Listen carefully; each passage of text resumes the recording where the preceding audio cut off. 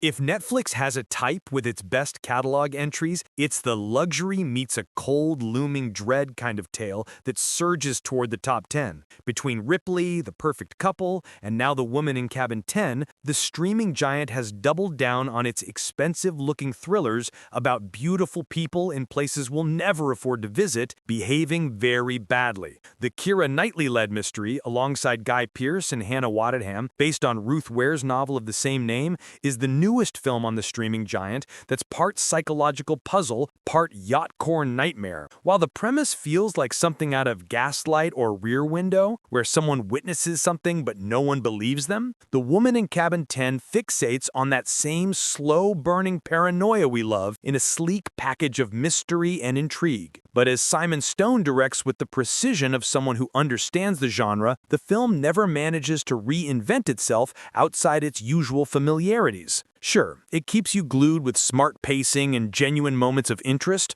but the film also reminds us how atmosphere can only take you so far, especially when the characters and world around Knightley's low beau feels a bit more hollow than expected. What is The Woman in Cabin 10 about? While the film takes a bit of a different path from the book it's based on, Netflix's adaptation follows Laura Lowe Blacklock, a seasoned investigative journalist whose life is fraying at the seams following a recent tragedy tied to a previous assignment. Encouraged by her editor-in-chief to take up a puff-piece assignment aboard a luxury super yacht called the Aurora Borealis, her assignment is to write about a billionaire couple's new philanthropic venture. The couple in question is Richard Bulmer and his terminally ill wife Anne, who are launching a foundation and celebrating with an exclusive cruise, the kind where every one of their guests has generational wealth, excellent skincare, and secrets they won't admit to even after 3 martinis. But while Lowe is trying her hardest to keep her life together and her trauma in check, her first night aboard leaves her with an event she can't help but investigate. Jolted awake by a scream and the unmistakable sound of someone being thrown overboard, she immediately alerts the crew.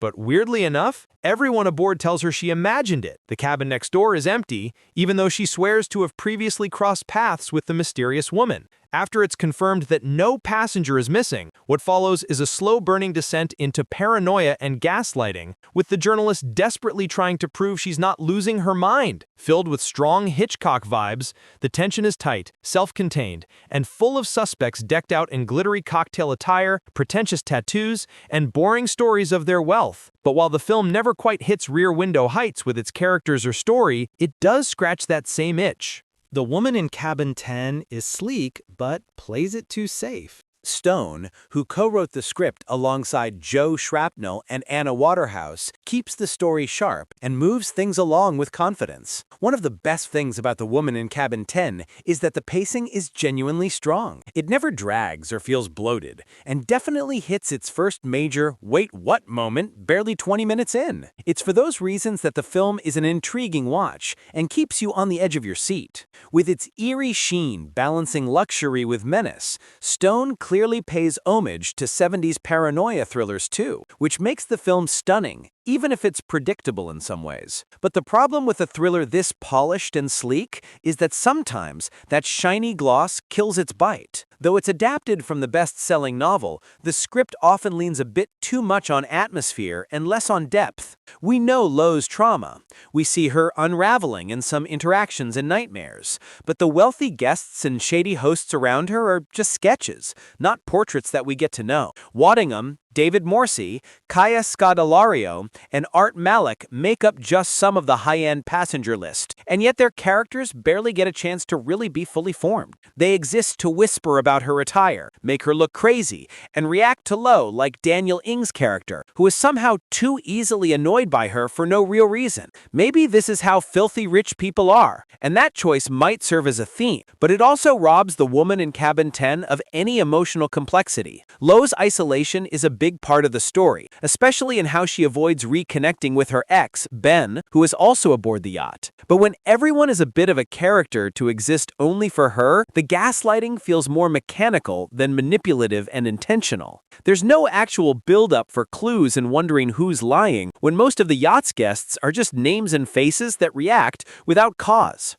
Keira Knightley keeps The Woman in Cabin 10 afloat. In all honesty, If anyone else played low, this Netflix movie would have sunk faster than an overfilled lifeboat. Not even kidding. Knightley doesn't just carry the film, she is the film. Her performance turns what could have been a straightforward woman in distress narrative into something very sharp and much more lived in. The Oscar-nominated actress brings a commanding energy that makes it work magnetically, even when the plot starts drifting into melodrama. Knightley is neither hysterical nor stoic, as she grounds her character with a quiet, emotional intelligence. It's a tricky tone to nail, but she does it really well as we watch her recoil from the surrounding tension, questioning herself and others.